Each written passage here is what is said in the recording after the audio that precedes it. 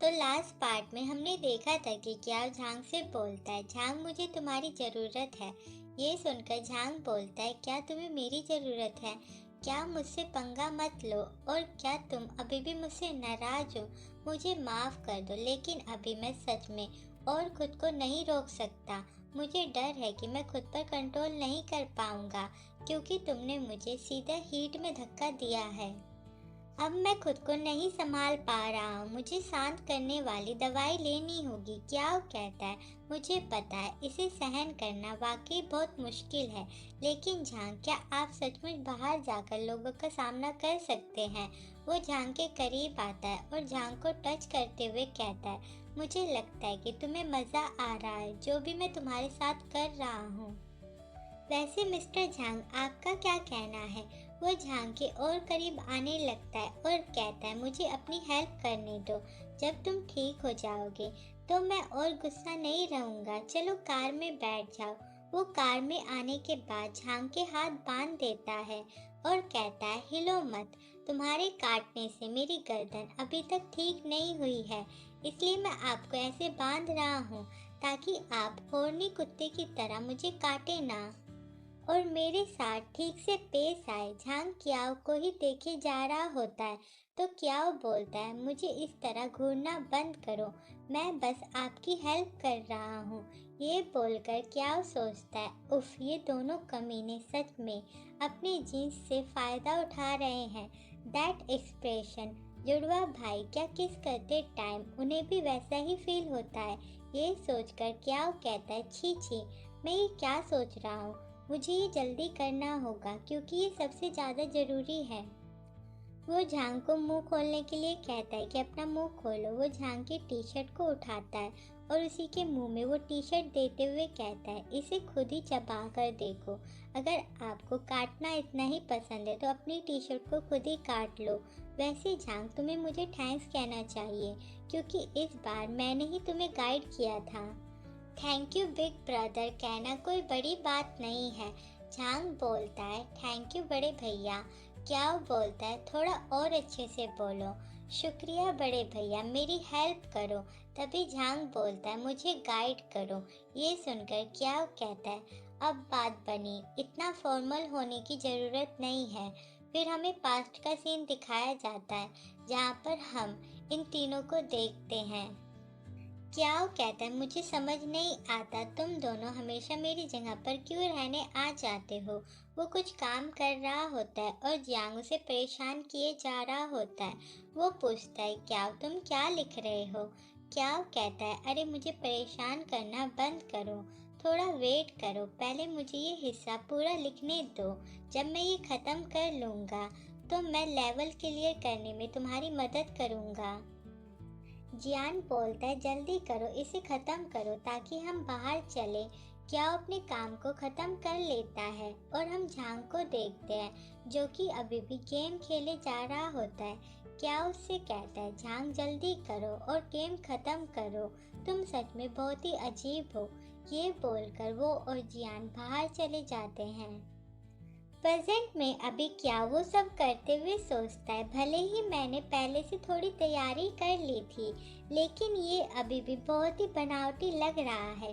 हालांकि मैं खुद को धीमे चलने के लिए कंट्रोल कर सकता हूँ, बस अपनी आंखें उठाकर उसके चेहरे को देखते ही मैं खुद को कंट्रोल नहीं कर पा रहा हूँ। झांग कहता है, तुम्हें ऐसे देखकर लगता है तुमने पहले से इसका मजा लेना शुरू कर दिया है। ये सुनकर क्या गुस्से से बोलता है, तुम्हें देखकर मेरा दिमाग खराब हो जाता है, मूड तो तब बनेगा। वो दोनों ऐसे ही स्वीट मोमेंट बहुत ही हार्डली स्पेंड कर रहे होते हैं, जिस वजह से झांग की नाक से ब्लड आने लगता है। क्या ये देखकर बोलता है, झांग तुम ठीक हो ना? धत तेरी की, तुम्हारी नाक से खून बह रहा है, तुम्हें कुछ फील नहीं हो रहा है क्या? वो झांग को दूर हटाने की कोशिश करता है तो झांग बोलता है, हिलो मत, मेरा होने वाला है। क्या बोलता है, तुम्हारी नाक से खून बह रहा है, इसलिए यहीं पर रुक जाओ और मत करो। लेकिन झांग नहीं रुकता। क्या सोचता है, वो बिल्कुल भी नहीं सुन रहा है। फिर हमें थोड़ी देर बाद का सीन दिखाया जाता है जहाँ पर क्या और झांग कार में ही लेट जाते हैं। क्या सोचता है, वाह ठीक हो रहा है, मैं वापस से अपने एस लेवल में आ रहा हूँ। कम से कम मेरा बलिदान बेकार नहीं गया, मैं बहुत ज्यादा थक गया हूँ, अब मैं चैन से सो सकता हूँ। ये बोलकर वो झांग को हक कर कर सो जाता है। फिर सीन शिफ्ट होता है रूम पर, जहाँ पर क्याओ का फोन रिंग कर रहा होता है, जिसकी आवाज सुनकर क्याओ उठ जाता है और कहता है वो कमीना कहाँ है। मतलब कि झांग वो फोन चेक करता है तो उसे जियान के काफी ज्यादा मैसेज आए होते हैं, जिसमें लिखा होता है कि आप फोन क्यों नहीं उठा रहे हो, फोन उठाओ, मैं रास्ते में हूँ, मैं आ रहा हूँ, तुम कहाँ पर हो। क्या वो अपना फोन देखकर कहता है धत तेरी की, कल रात मैंने अपना फोन बंद कर दिया था, उसने मुझे 16 बार कॉल किया और 30 से ज्यादा मैसेज भेजे हुए हैं, मुझे लगता है मुझे इसे ब्लॉक ही कर देना चाहिए क्योंकि इसने मेरा दिमाग खराब कर दिया।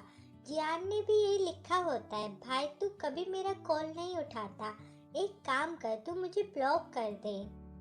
ये मैसेज देखकर क्याओ जियान को कॉल करता है और कहता है सुनो मुझे लेने मत आना, मैं खुद से ही वहाँ पर चला आऊँगा। ये सुनकर जियान बोलता है तुम ज़्यादा सोच रहे हो, मैंने बस ऐसे ही पूछ लिया कि तुम कहाँ पर हो, मेरा तुम्हें पिकअप करने का कोई इरादा नहीं था। क्याओ कहता है अच्छा ऐसा है क्या, चलो ठीक है। वैसे एक और बात, हमारे बारे में किसी को भी मत बताना। ये सुनकर जियान गुस्से से बोलता है हाँ हाँ ठीक है, मैं किसी को कुछ नहीं बता रहा हूँ। तुम्हें क्या लगता है मैं सच में इसके बारे में बात करना चाहता हूँ, हमारे बारे में? हमारे बीच में तो वैसा कुछ भी नहीं है जो मैं लोगों को बताऊंगा। ये सुनकर क्या कहता है हाँ ऐसा ही होना चाहिए, मैं फोन रख रहा हूँ, फिर मिलते हैं आपके घर पर। ये बोलकर वो फोन रख देता है और रूम से बाहर आकर झांग को देख रहा होता है। तभी झांग बोलता है क्या हुआ, जियान का कॉल था क्या? क्या कहता है हाँ मैंने कल रात अपना फोन बंद कर दिया था, इसलिए वो थोड़ा परेशान हो रहा था क्योंकि मैंने उसके किसी भी कॉल का या मैसेज का रिप्लाई नहीं किया था। झांग उसके आगे खाने का बोल करते हुए कहता है ये लो ब्रेकफास्ट कर लो। क्या वो बोल लेने के बाद बोलता है वाह पकोड़े, इनके अंदर क्या है? झांग कहता है इनके अंदर मांस है, इसे खाओ और बताओ कि ये कैसा बना है। क्या कहता है इसकी खुशबू तो बहुत ही अच्छी आ रही है। तभी झांग बोलता है आज श्याओ का बर्थडे है, हम सब घर जा रहे हैं, क्या जियान ने तुम्हें बताया? क्या कहता है हाँ उसने मुझे बताया था। झांग बोलता है ओके ठीक है, पहले आप खाना खत्म कर लीजिए, फिर हम साथ में चलेंगे क्योंकि डैड ने बोला था कि आपको भी लेकर आना है। क्या बोलता है ओके, वैसे तुमने तोहफा तैयार कर लिया क्या? झांग बोलता है हाँ। लेगो कैसा है? क्या बोलता है बच्चे को ये भी पसंद आएगा, मैं तो पूरी तरीके से भूल ही गया था कि उसका बर्थडे है। तुम पहले जाओ, मैं कपड़े बदलने के बाद घर आ जाऊंगा। ये सुनकर झांग बोलता है खाना खाओ, खाना खाने के बाद मैं तुम्हें वहां पर ले जाऊंगा। तभी क्याओ की नजर झांग की बॉडी पर जाती है, जिस पर उसके काटने का निशान होता है। वो अपनी नजरें नीचे करते हुए कहता है क्या तुम मुझसे कल रात के बारे में नहीं पूछोगे?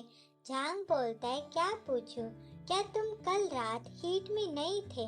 ये सुनकर क्या घबराते हुए खाने की तारीफ करने लगता है, क्योंकि अभी झांग ने इनडायरेक्टली सच ही बोल दिया होता है क्योंकि क्या कल कोई हीट में नहीं था, वो तो बस इसलिए ये सब कुछ कर रहा है क्योंकि वो अपना एस लेवल वापस चाहता है।